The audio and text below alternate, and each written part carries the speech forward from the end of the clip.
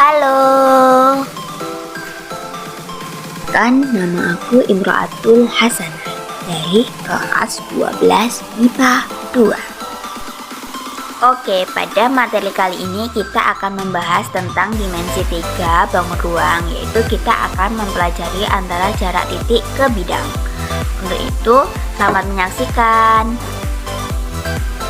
Oke, kita mulai ya pembahasan pada materi ini, yaitu cara menyelesaikan soal jarak titik ke bidang. Oke, untuk konsep jarak titik ke bidang yaitu jarak antara titik P dengan bidang alfa adalah panjang ruas garis tegak lurus dari titik P ke bidang alfa.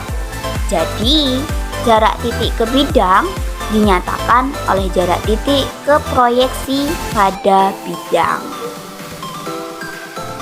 Oke, setelah tahu konsep dari jarak titik ke bidang, sekarang kita masuk ke ilustrasinya nih. Nah, di atas sudah digambarkan sebuah ilustrasi di mana jika titik P terletak di luar bidang alfa, maka jarak P dan alfa dapat ditentukan sebagai berikut. Yang pertama, lukis garis G melalui titik P dan tegak lurus bidang alfa. Yang kedua, misalkan G menembus alfa di Q. Terus yang ketiga atau yang terakhir yaitu PQ adalah jarak titik P dengan bidang alfa. Tadi kan kita sudah belajar konsep dan ilustrasi. Nah, sekarang kita masuk ke contoh soal.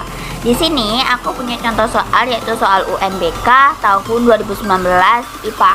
Soalnya yaitu diketahui kubus A, B, C, D, E, F, G, H memiliki panjang rusuk 8 cm. Jarak titik E ke bidang A, F, H adalah A 10/3 akar 3 cm, B 8/3 akar 3 cm, C 7/3 akar 3 cm, D 5/3 akar 3 cm, dan E 4/3 akar 3 cm. Dari soal tersebut, kita dapat mengetahui segitiga yang terbentuk yaitu pada sudut A, F, dan H. Nah, itu dibelah jadi dua yaitu untuk mencari titik A dan O yaitu. Kemudian untuk mencari titik A dan O, kita memerlukan garis E ke G, di mana setengah dari garis E ke G itu dapat kita peroleh dengan cara EG sama dengan akar EF kuadrat ditambah FG kuadrat. Nilai EF yaitu 8 akar 2 dan FG 8 akar 2. Maka EG sama dengan akar 8 kuadrat ditambah 8 kuadrat sama dengan 2 akar 2 dikali 8 kuadrat sama dengan 8 akar 2. Kemudian nilai EO kita dapat dari setengah EG yaitu setengah dikali 8 akar 2. Maka hasilnya yaitu 4 akar 2. Oke, setelah kita mengetahui nilai EO, maka kita akan mencari nilai AO, di mana nilai AO tadi diperoleh dari akar AE kuadrat ditambah EO kuadrat. Nilai AE kuadrat yaitu 8 kuadrat ditambah nilai EO kuadrat yaitu dalam kurung 4 akar 2 kuadrat. Maka nilai AO sama dengan akar 64 ditambah 32 sama dengan akar 96. Akar 96 dapat diubah menjadi akar 16 dikali 6. Akar 16 4 dan akar 6 tetap 6. Jadi hasilnya 4 akar 6. Setelah kita mengetahui nilai EO, ternyata pembahasan kita belum selesai nih. Kita harus mencari nilai EP, di mana nilai EP dapat kita peroleh dengan menggunakan rumus segitiga, yaitu setengah dikali alas dikali tinggi. Sehingga nilainya yaitu setengah dikali AO dikali EP sama dengan setengah dikali EO dikali AE. Setengahnya kita coret, kemudian tinggal AO dan EP sama dengan EO dikali AE. Nilai AO yaitu 4 akar 6 dikali EP sama dengan EO yaitu 4 akar 2 dikali 8.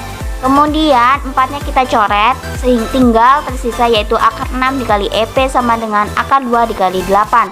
Untuk mencari nilai EP sama dengan 8 akar 2 per akar 6 sama dengan 8 per akar 3. Kita rasionalkan menjadi 8 per 3 akar 3. Oke, karena pembahasan kita telah selesai, maka kesimpulan yang kita dapat yaitu jarak titik ke bidang yaitu jarak antara titik P dengan bidang alfa adalah panjang ruas garis tegak lurus dari titik P ke bidang alfa. Kemudian itu dinyatakan dengan proyeksi pada titik di bidang. Kemudian juga kita dapat menyelesaikan permasalahan dari titik ke bidang ini dengan menggunakan rumus teorema Pythagoras. Itu saja kesimpulan dari pembahasan kita pada hari ini. Oh ya, semoga bermanfaat ya. Terima kasih. Ingat kata Ibu Milma, belajar matematika semudah tersenyum. Untuk menambah pengalaman kalian mengenai dimensi 3 ini, kalian bisa loh cek-cek soal yang ada di aplikasi-aplikasi lainnya seperti di YouTube ataupun Google ya. Bye bye, sampai jumpa di lain waktu.